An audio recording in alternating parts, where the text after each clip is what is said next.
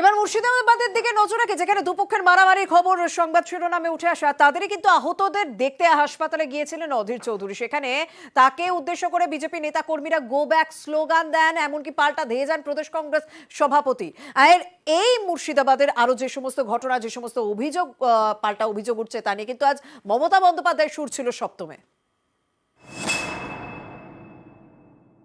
মুর্শিদাবাদের ঘটনা আমি যদি বলি পরিকল্পিত ঘটনা, পরশু দিনের ঘটনা ঘটিয়েছিল কারা? আমি চ্যালেঞ্জ করে বলছি বিজেপি।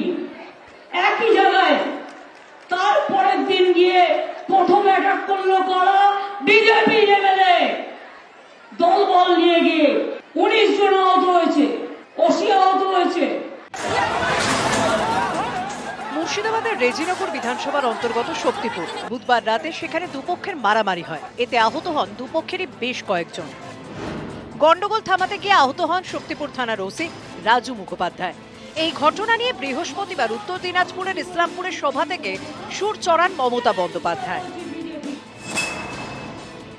অ্যাটাক করলেন আপনারা, মারলেন আপনারা, করে ইলেকশন কমিশনে কমপ্লেন করছে বিজেপির এমএলএ কে মেরেছে, কিন্তু এই ছেলেরা কমপ্লেন করেছে বিজেপির এমএলএ কে অ্যাটাক করেছে, তাকে কেন গ্রেফতার করা হবে না? রামনবমীর আগের দিন কেন আপনারা হঠাৎ করে ডিআইজি কে সরিয়ে দিলেন?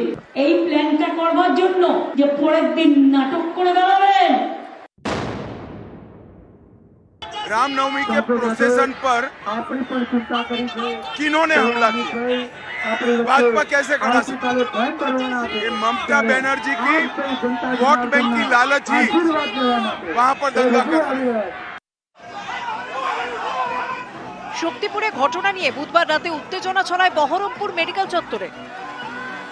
শক্তিপুরের মারামারিতে আহতরা ভর্তি ছিলেন বহরমপুর মেডিকেলে। তাদের দেখতে যান অধীর চৌধুরী। তখন অধীরকে ঘিরে গো ব্যাক স্লোগান দেন বিজেপি কর্মীরা। পাল্টা ধেয়ে যান অধীর চৌধুরী। মুহূর্তে উত্তেজনা ছড়ায় হাসপাতাল চত্বরে। হাতাহাতিতে জড়িয়ে পড়েন বিজেপি ও কংগ্রেস কর্মীরা।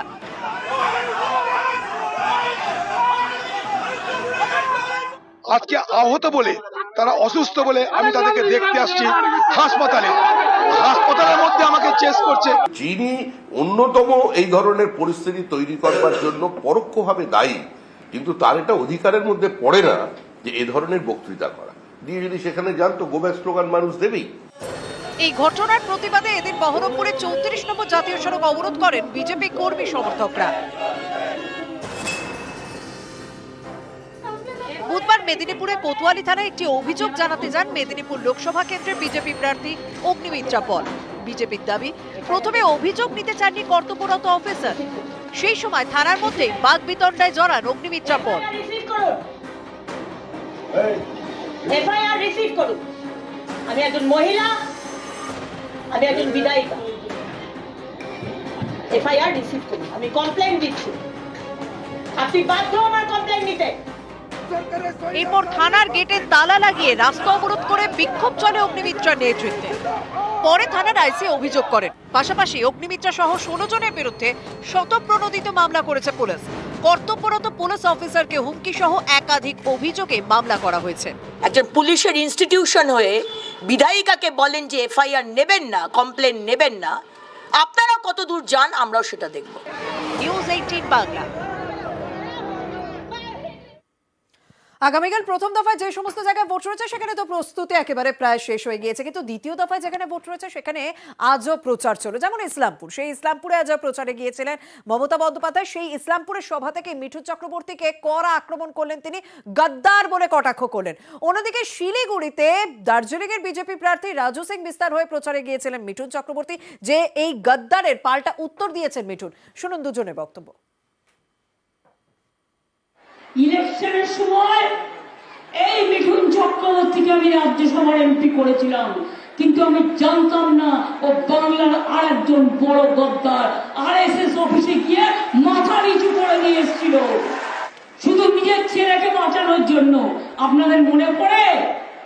আপনাদের মনে পড়ে ছেলেকে ধরেছিল, বিএলপিতে গিয়ে হানা দিয়েছিল, সেই ভয়ে রাতারাতি গদ্দার চলে গেল মুম্বাইতে RSS এর অফিসে, আর গিয়ে বলছে আমি বিজেপির সেবক আছি।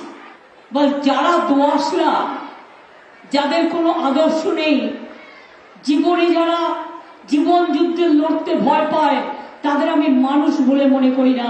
যারা জীবন যুদ্ধে লড়তে পারে, আমি তাদের মানুষ বলে মনে করি। আমি গদ্দার নয়, আমি ভদ্দার, আমি সর্দার, আমি সবকিছু। এই যত লোকের ভিড় বাড়বে ততই উনি উল্টো পাল্টা আরো বকবেন।